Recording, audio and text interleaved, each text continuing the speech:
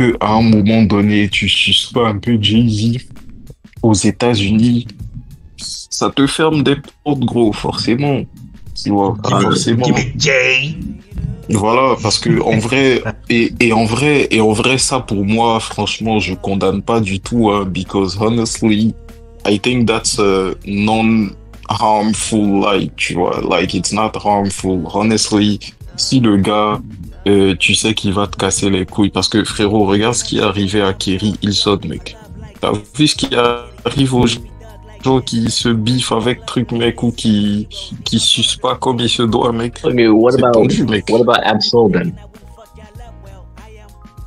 No, I think, yeah, more than, I think for Absol, more than, his artistry, I think his admiration for Jay-Z is more about what he stands for. C'est comme ce que Jean-Jacques disait, c'est que genre, c'est le gars en fait, he's the black man that a lot of black people would like to be. He's in a place where a lot of people would like to be. Donc au-delà de ouais, je l'admire pour son rap, ses trucs, ses machins, et encore une fois, c'est pas qu'il rappe mal ou qu'il est nul, mais je pense que l'admiration que les gens ont pour lui, c'est beaucoup plus par rapport à son statut social que par son truc d'artiste en fait. Because every time you hear niggas talking about Jay-Z, tu vois, when they giving a compliment to Jay-Z, what is it always about, mate? First black billionaire. First. Exactly. It's about him being a billionaire, a successful businessman, all these things. Mais Kendrick, quand il parle de Jay-Z, lui, he's actually like telling us like the rhymes and how he does like the technical stuff that Jay-Z does. No, yeah, specifically like this one because like they asked him who his top 5 or top 10, something like that was. Ils ont du pouvoir, de l'influence, tout ce que tu veux. Et ils ont un ego aussi de merde. Cause like, on va te dire non, donne ton... un ego de merde. C'est qu'ils ont un ego où ils pensent littéralement qu'ils sont dieux, ces gars. Non, ouais, c'est ça que je dis, genre. C'est même pas un ego de merde. Ils pensent qu'ils sont dieux. C'est pire, quoi. C'est ça.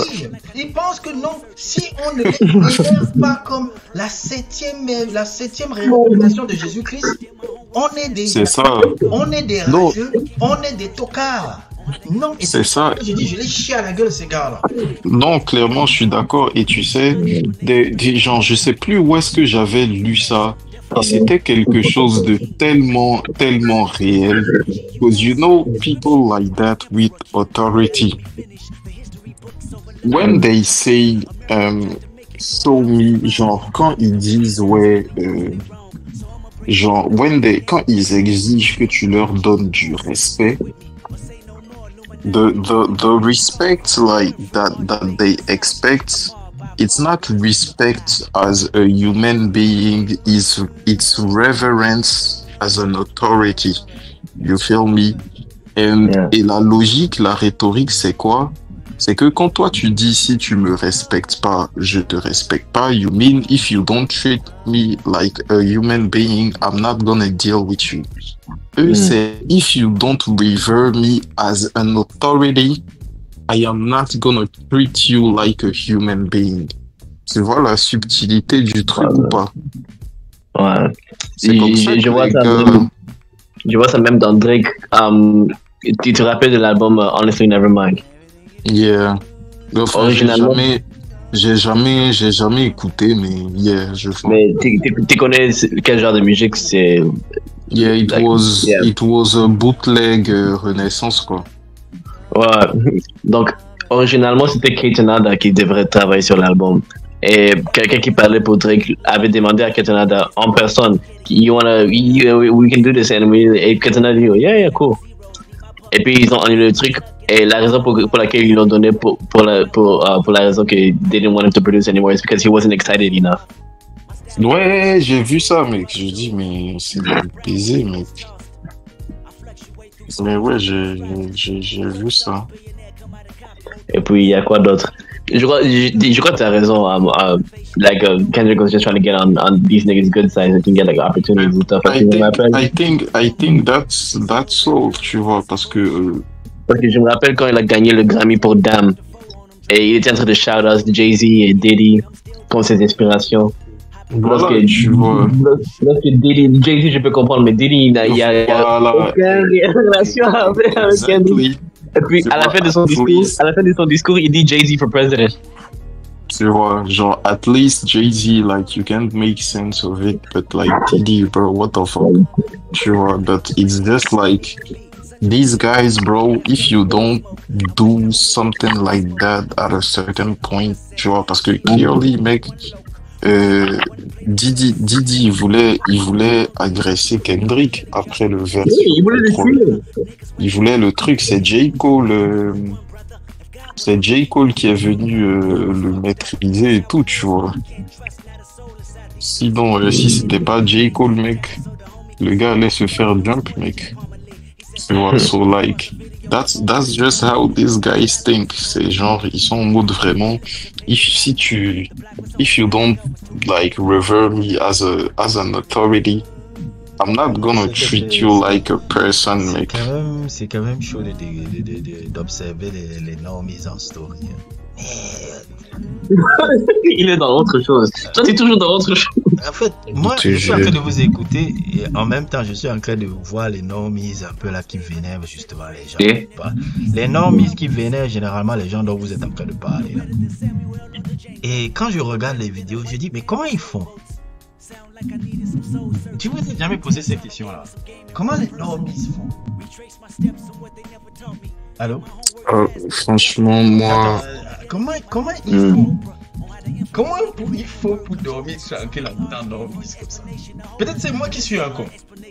Mais quand je vois les observe, je vois leurs goûts musicaux, je vois leurs codes, je vois comment ils sont entre eux là. Je dis, mais comment ils font? Comment on fait qu'on est normies comme ça? Moi, franchement, je sais pas. Moi, j'essaie parce que, en fait, peut-être je suis trop con, mais comment ils font?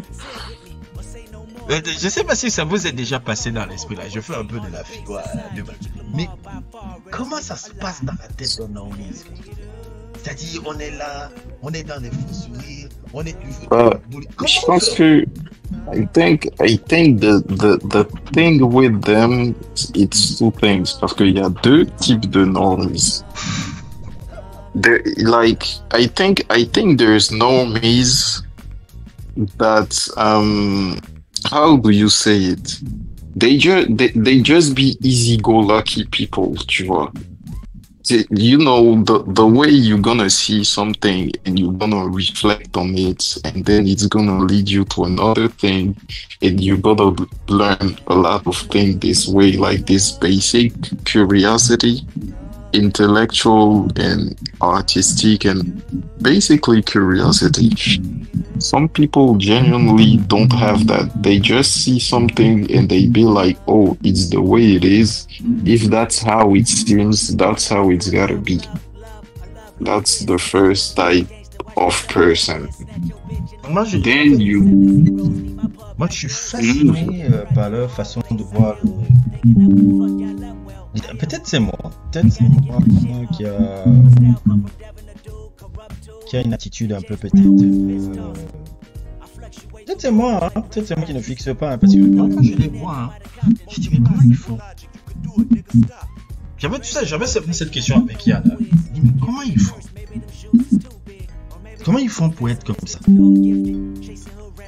That's what I say, bro. They just be easy-go-lucky, mec.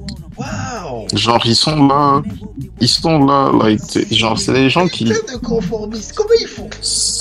C'est des gens qui réfléchissent pas beaucoup, tu vois, because c'est des trucs.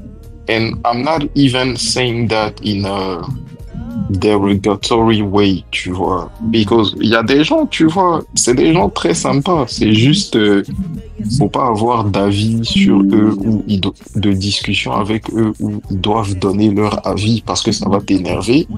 Mais t'en as plein, c'est des gens super sympas. Hein. Non, les It's normies, moi, je dis just- pas, il y a des normies que je connais. Hein. Mais Tu vois? des fois, souvent, je dis, mais les gars, je sais pas, mais les gars, C'est ça en fait. je dis, mais Et tu sais, le truc aussi, c'est que like, it's like being a normie or being like somebody that's really interested in things. C'est comme, like, it's like an iceberg. You feel me? It's like an iceberg. Ouais, je pense que c'est ça la bonne analogie. It's like an iceberg. Some people are really at the top et il y a différents niveaux de normies aussi, tu vois. Parce que par exemple, il y a des gens pour qui, je sais pas moi, Doja Cat, c'est une artiste subversive de fou. You feel me? Tu vois ce que je veux dire? Tu vois ce que je veux dire? Et ces gens-là, pourquoi? And why do these people see Doja Cat like? Et je prends Doja Cat, genre, tu peux prendre n'importe quel autre truc comme ça. Hein. Cardi B, hein? Cardi B, on trouve subversif. Non, peut-être pas Cardi B, tu vois, parce que non, parce que Doja Cat, elle a comme ce côté où ces trucs, voilà, exactement. Tu vois, parce que c'est des gens, même si ils font pas genre des musiques de fou, ils ont quand même un univers artistique quand même assez recherché, tu vois. C'est pas le truc le plus, mais en fait, pourquoi est-ce que pour eux, Lana Del Rey ou Doja Cat ou truc, c'est subversif? Pourquoi? Parce que justement, leur référence à elles, genre leur modèle de référence de base, c'est quoi? Ils vont te dire genre, like, that's Migos, that's Cardi B, c'est Nicki Minaj, ces trucs. Et effectivement, si tu compares Migos à Doja Cat, c'est sûr que Doja Cat, c'est 1000 fois plus subversif que Migos. Mais c'est juste que eux, leur référence de base, bah, c'est Migos, en fait. Tu vois ce que je veux dire? C'est ça, en fait, le vrai bail. Et t'as plusieurs niveaux de l'iceberg, tu vois. Il y a des gens pour qui, voilà, Billie Eilish, mec, c'est le truc le plus fou qu'ils ont écouté de leur vie. Tu vois? Parce que et c'est même pas pour cracher ni sur Billie Eilish ou ni Doja Cat, tu vois, mais c'est juste que genre, il y a des gens qui, en fait, ont tellement peu de références que dès qu'il y a un truc qui va être, genre, ne serait-ce qu'un peu recherché, un peu de truc, pour eux, ça y est, c'est fini, mais tu vois, c'est un truc de fou. Ouais. Ice Spice, c'est de la merde, mais pour eux, c'est juste médiocre. Voilà, par exemple. Je pense pas que c'est médiocre pour eux. J'ai vu des journalistes qui te disent que Ice Spice c'est une génie. Déjà pour moi, le moment où tu dis que Taïk est un génie, gars. Voilà, tu vois ce que je veux dire. Ou bien même, J'ai vu ça, j'ai dit, tu vois, mais Jean-Jacques, c'est ça que je te dis.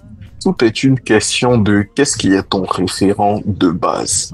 Parce qu'en fait, si tu compares, disons, Taïk à genre, je sais pas moi, tu compares Taïk à Dadju,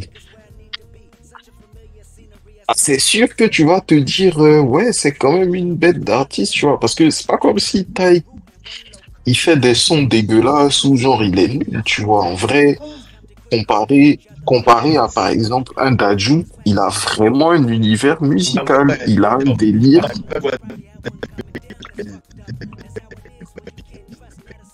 Oui, on t'entend.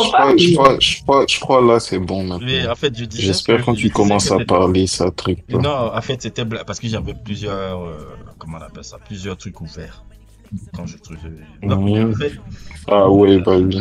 Pour moi, Taïk, tu vois, Taïk, c'est normal qu'on voit Taïk comme un génie devant Dadju, ouais, parce que franchement, Dadju, les gars, waouh. Voilà. Waouh.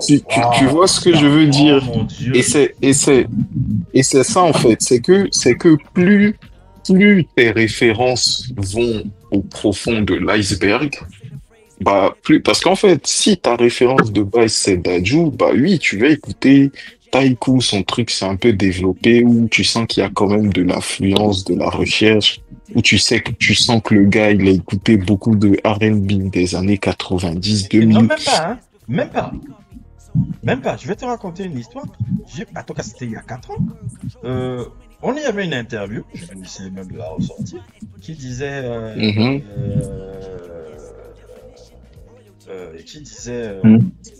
oui, oui, j'ai jamais écouté vraiment de la musique et du R&B. Hein. C'est juste comme ça en fait.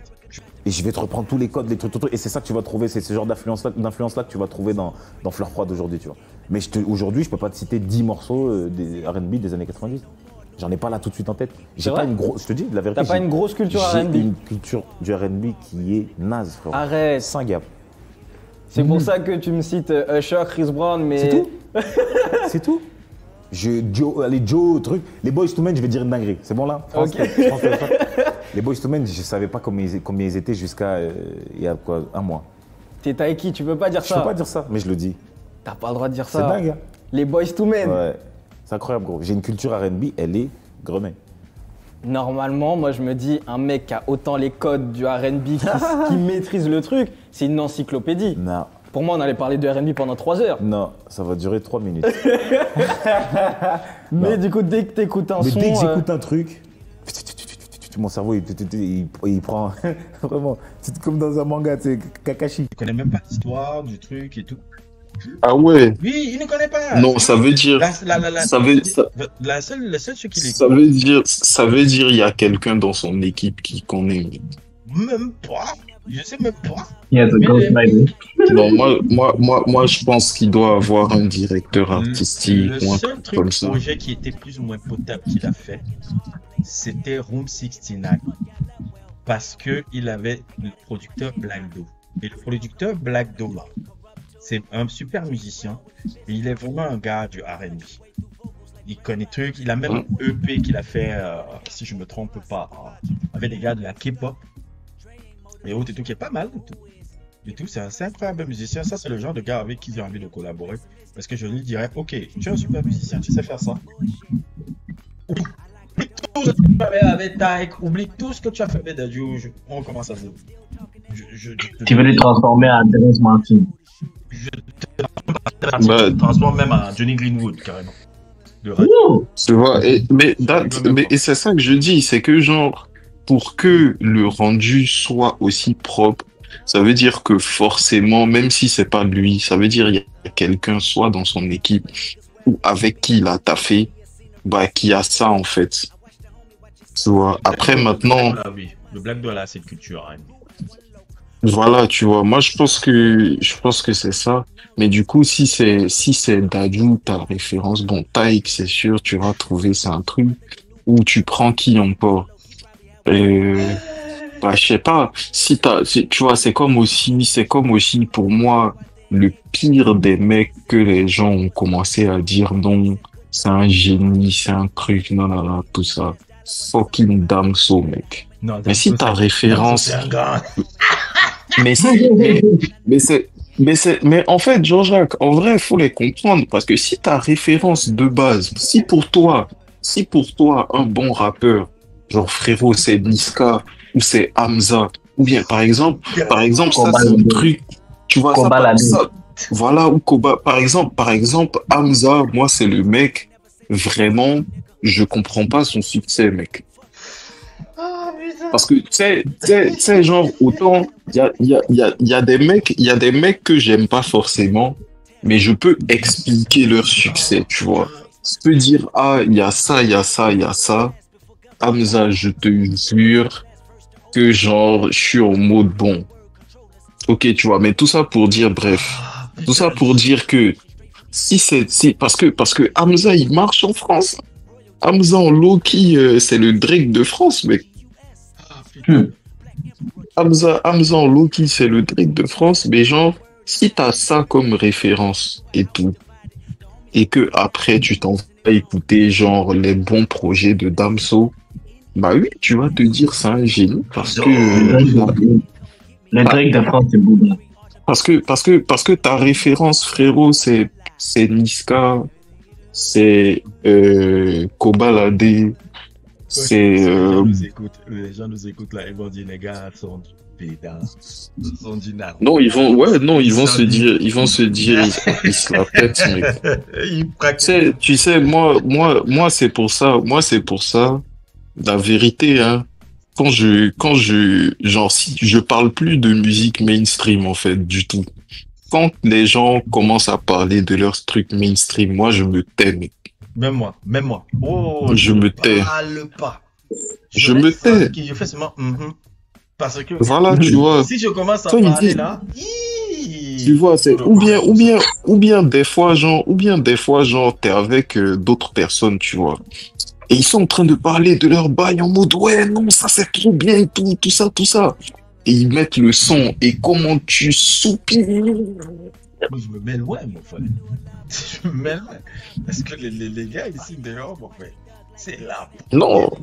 Ah non, c'est pas facile, mec, c'est la clairement. poubelle.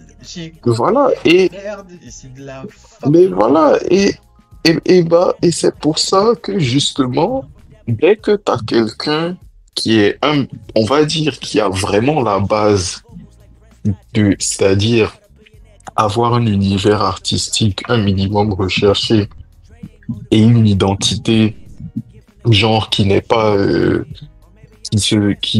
même pas forcément qui se détache, mais on va dire qui se différencie un minimum de vraiment, le mainstream de masse, le gros mainstream de masse.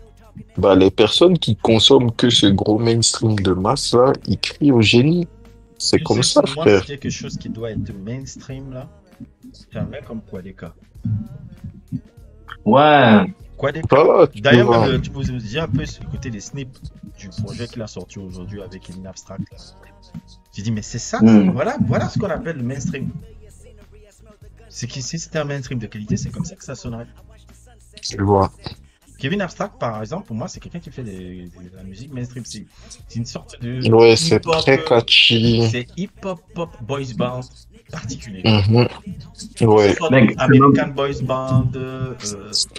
Ça m'a beaucoup surpris que le son Real to Me de Kevin Abstract, c'est de toi que j'ai découvert ça au lieu de la radio. Ouais, Ring to Me, ça, j'adore ça.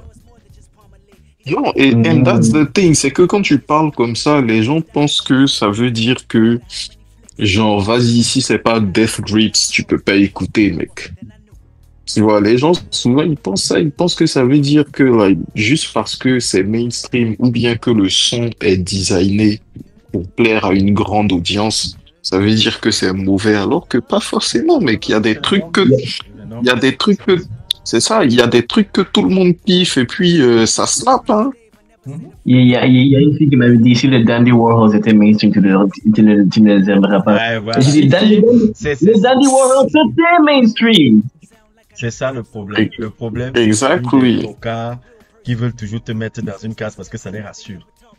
C'est ça, en fait. Rassure. Ah, Et c'est ça. le gars qui veut toujours être contre la masse. Oh, ça te rassure. C'est ça, en fait, qu'il est. Toi, tu n'aimes pas la musique populaire. Mec, j'ai Thriller et Bad dans mon collection de vinyles. Michael Jackson, vrai que j'ai détesté Bad, j'ai détesté Off the Wall. Je dis, frère. Prince, C'est ça. Il est en dehors aussi. Je dis, tu peux pas faire plus mainstream que ça, mec. Ou bien, Mec, j'ai Outkast dans mon collection. ou bien, Pink Floyd, c'est pas mainstream.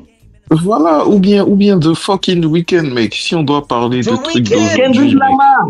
Kendrick Lamar. mec. Yeah, fucking Kendrick. Voilà, quoi, je sais pas. Il y a plein de gars mainstream. Je sais pas, ou même Chance the Rapper à l'époque où il est de tout Coloring casser. Voilà, Can I- Coloring Books, can I sneak in- Acid can I sneak in J. Cole? Rap. Oui, J. Cole aussi, hein. Ça Non, Ouais. J. Cole, en vrai, on est dur avec lui, mais ça va, quoi. Ça va, ça va. Moi, je dis toujours, better J. Cole than some other nigga, bro. Ouais, mais J. Cole. Non, ouais, voilà. Écoutez J. Cole que Migos. Ça.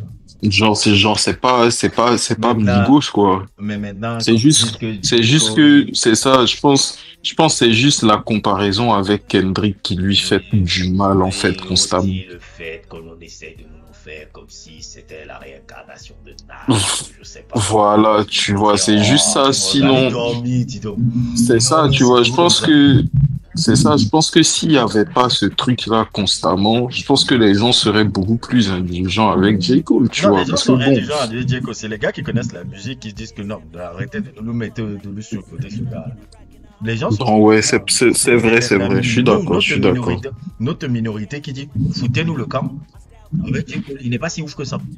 Je suis désolé. Ouais, ça c'est vrai, ça c'est Il n'est pas vrai. si ouf que ça. C'est pas audition. Même moi qui aime J. Cole avec tout mon Voilà, cœur. Même moi qui aime J. Cole avec tout mon cœur, je ne vais pas parler de J. Cole avec des gens. Parce que they dick suck him, bro. Ils vont me mettre sur Wet Dreams. Ouais, J. Cole's the truth. Ah! non, non, ceux-là, faut même pas parler avec eux. Parce qu'à la limite, il y a des gens, ils te mettent des sons de J. Cole, tu vois, ou des trucs. Vas-y, si c'est pour te mettre Wet Dreams, ou bien, je sais pas, comment ça s'appelle, l'autre son à la con, là. Et... Don't say it. She don't wanna be saved. Workout, mec. Workout. Oh, don't talk to me, don't talk. Non, c'est ça. Non, no Role Models, même, je trouve ça va, c'est un bon son, même si, en Non, vrai, c'est played out. No role model, c'est le alright de J. Cole. c'est le quoi? C'est le We Gonna Be Alright de J. Cole. En fait, tu sais, le truc, c'est que moi, j'aime beaucoup ce son. Je trouve l'instrumental incroyable. Je trouve qu'il a bien rappé dessus. Mais en fait, tu sais, en fait, et c'est le cas même avec la majorité des trucs de J. Cole. Parce qu'en fait, mon problème même avec J. Cole, moi, mon problème principal, c'est que J. Cole thinks in a way that you can only think is dope if you're a teenager, bro. Or if you mentally a teenager. Because like basically look at No Role Models, tu vois. No Role Models. What is this guy saying? Like, one time for my sisters, one time for my hoes. Lame niggas can make it. So like yeah, so like wow, you don't say. There's a difference between there's a difference between your homegirls and hoes. Wow. So that's some shit you will only find dope as a teenager. Not only that, and the second thing is like c'est un peu une en fait, en vrai, c'est une rhétorique d'incel, mec. Je suis désolé. Don't save her, she don't wanna be saved, bro. Ça c'est tellement un bullshit d'incel. En plus de cela, he doesn't take his own advice parce qu'il a essayé de sauver, comment il s'appelle, Lil Durk avec le All My Life. Ouais, voilà, tu vois. Parce que... Il mérite même la guillotine, regarde.